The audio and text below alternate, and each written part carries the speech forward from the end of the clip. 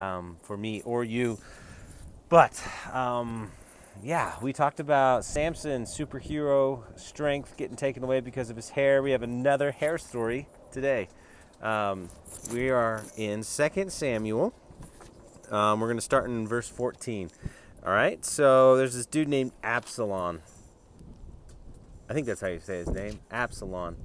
And in verse 14, 2 Samuel 14, verse 25, it says this. In all Israel, there was not a man so highly praised for his handsome appearance as Absalom. From the top of his head to the sole of his foot, there was no blemish in him. Whenever he cut the hair of his head, he used to cut his hair from time to time when it became too heavy for him.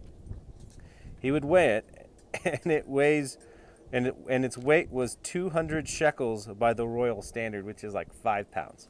So this guy had these lovely locks of hair, and he would get them cut. His yearly cut, he'd get them cut, and he'd weigh them in about 5 pounds. So this guy had beautiful hair. It said that he didn't have a blemish in his entire body. Probably didn't have a cool mustache like me. Um, but you might mustache you a question on why this is important, why we're talking about a handsome dude named Absalom. All right, so fast forward into verse 18, and he dies.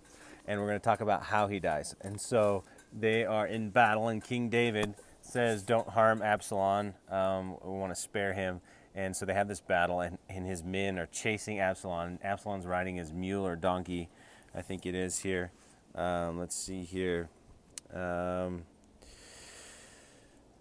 So this is 18 verse 9. It said, Absalom happened to meet David's men. He was riding his mule, and as the mule went under the thick branches of a large oak, Absalom's head got caught in the tree. He was left hanging in midair while the mule he was riding kept on going.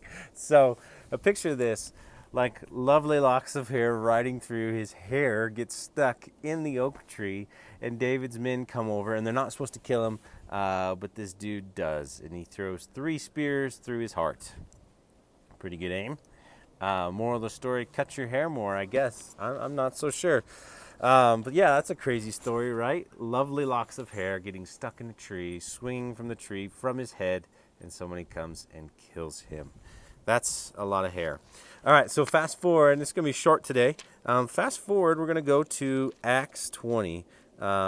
If you haven't read the Bible much, reading the Old Testament can be really confusing about who God is and what is going on. It's a beautiful story of God bringing back his bride over and over again to him, which is us.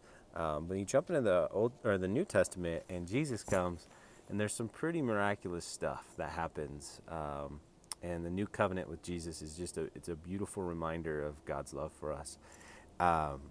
So Jesus, we're going to be in Acts. So Jesus has already been crucified, already resurrected, gone up to heaven, and so there's this dude named Paul, and so Paul used to be Saul, and Saul used to kill Christians, and he has this miraculous miracle of a transformation into a follower of Jesus, where Jesus meets him, and he becomes Paul, and he starts to preach, and he's just changing the world.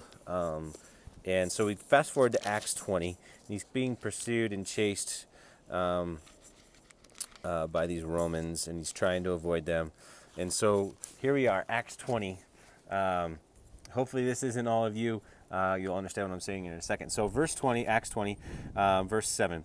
On the first day of the week, when he came together to break bread, Paul spoke to the people, and because he intended to leave the next day, he kept on talking until midnight.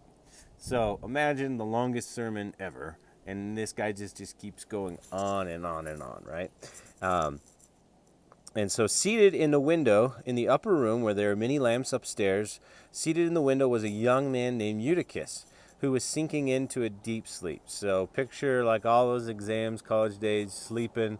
This dude's falling asleep in a window, which is never a good idea. And lo and behold, when he was sound asleep, he fell to the ground from the 3rd story and was picked up dead.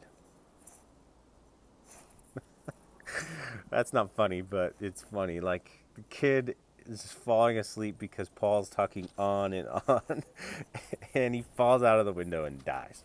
So this is what happens next. Paul went down, threw himself on the young man, and put his arms around him. Don't be alarmed, why would you be alarmed if a kid fell out of a 3-story window and was dead? Don't be alarmed, he says, for he is alive. Then he went upstairs again, broke bread, and ate. So this kid falls out a window and dies. There are a lot of people there. And he gets brought back to life by Paul. And everybody's cool with just going upstairs and eating. Yeah, and he kept talking on and on. It said he talked until daylight, and then he left. The people took the young man home alive and were greatly comforted. Oh, man. They were comforted that their kid was alive that fell out of a window. Do you think? Just fun stories. So, hope you guys are all doing well. Short one today. It is a beautiful day out, and it's going to snow again, which we need the moisture, but man, it doesn't feel like snow. It sounds very fun during these times.